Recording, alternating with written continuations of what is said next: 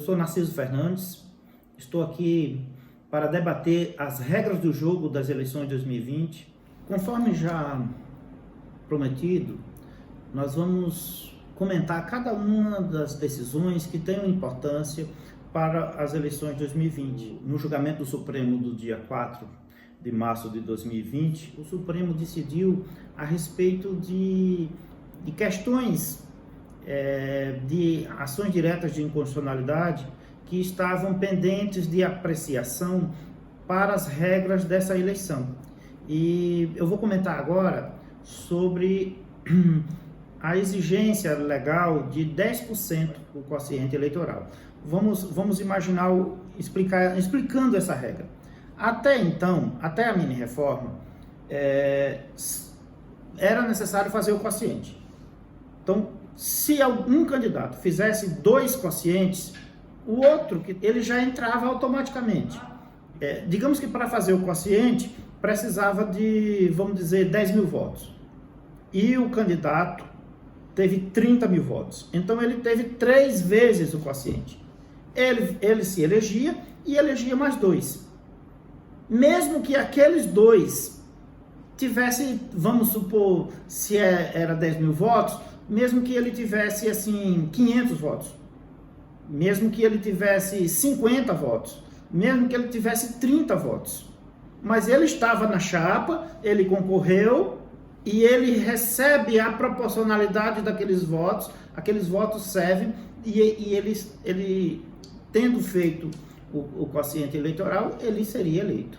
Então, a regra mudou.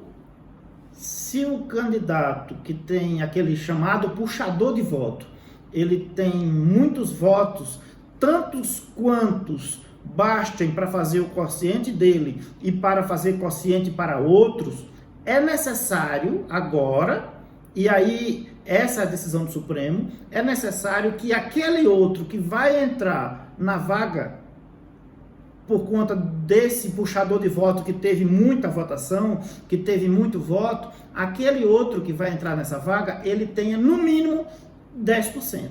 Então, não pode simplesmente alguém que teve 5 votos, 10 votos, um mínimo de votos, ele ser puxado por aquele puxador de votos sem ele ter atingido 10% do quociente. Isso é muito importante. Para quem vai ser candidato a vereador, esse cálculo é muito importante. Ninguém pode ser eleito sem ter atingido o mínimo de 10% do quociente eleitoral, mesmo que aquela chapa faça muitos votos. Então, isso foi motivo de uma ação direta de constitucionalidade no Supremo, e o Supremo decidiu que a lei é válida e que isso não fere o princípio da proporcionalidade, que é um princípio constitucional, e que está em vigor e vai valer para essas eleições. Então, explicando rapidamente o que significa quociente eleitoral, o quociente eleitoral é um cálculo que se faz para se obter a proporcionalidade e se saber quantos vão ser eleitos por cada partido. A conta é relativamente simples, mas só para explicar, se divide o número de votos válidos naquela eleição pelo número de vagas a se atingir, pelo número de cadeiras na Câmara. Esse valor é o número que cada candidato tem que atingir, ou que cada partido, no caso, tem que atingir para fazer uma vaga, para fazer um membro daquele partido ser eleito. No segundo cálculo, se divide o número de votos que aquele partido recebeu pelo valor do quociente eleitoral. No primeiro cálculo se acha o quociente, no segundo se divide o número de votos que aquele partido teve por esse valor do quociente. Nessa divisão você vai saber quantas vezes aquele partido obteve o quociente. Então, normalmente isso dá um número com vírgulas, 1,6, 1, e esse número que está depois da vírgula é um número das sobras, e isso vai ser calculado depois. E assim, obtendo-se o quociente partidário, esse número vai dizer o número de vagas que aquele partido vai eleger ali na Câmara dos Vereadores, que essa eleição é uma eleição de vereadores. É importante dizer aqui que essa eleição não vai poder haver aquilo que ficou conhecido como efeito tiririca. que o Tiririca foi candidato e ele teve votação assim estrondosa, teve uma votação muito acima da média e elegeu pessoas que não teve, que teve votação pífia, pessoas, ele foi junto com ele pelo cálculo dessa proporcionalidade, que não tinha votação suficiente para se eleger. Então, nessa eleição, é necessário ter 10% do quociente eleitoral. Aquele candidato que não tiver 10% do quociente eleitoral, ele não pode estar disputando a possibilidade de obter uma vaga. Essa é a nova regra, é a regra que está sendo utilizada para evitar aquilo que ficou conhecido como efeito Tiririca.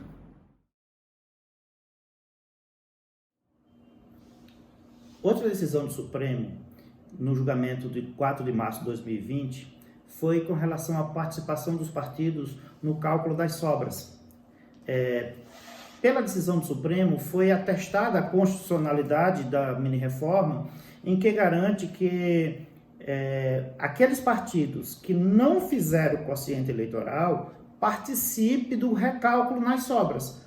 Porque na legislação anterior, somente participaria do recálculo das sobras aquele partido que já tinha obtido pelo menos uma vaga, ou seja, que já tinha atingido pelo menos uma vez o quociente eleitoral. Nessa decisão do Supremo ficou garantido e definido como constitucional a norma que diz que no recálculo das sobras, todos os partidos que participaram do pleito o cálculo deve considerar a participação de todos os partidos que tiveram no pleito. E aí é como se tivesse novo recálculo de quociente. E aqueles que, mesmo não tendo atingido o quociente, que eles ficaram com 0,9, 0,8 do quociente, esses vão participar do recálculo das vagas restantes nas sobras. Então isso traz uma maior justiça, não é? Porque se um partido obteve quase um quociente, e esse quase vem aqui, foi um número grande, que quase atingiu o quociente. Então é mais justo que ele participe do recálculo das sobras.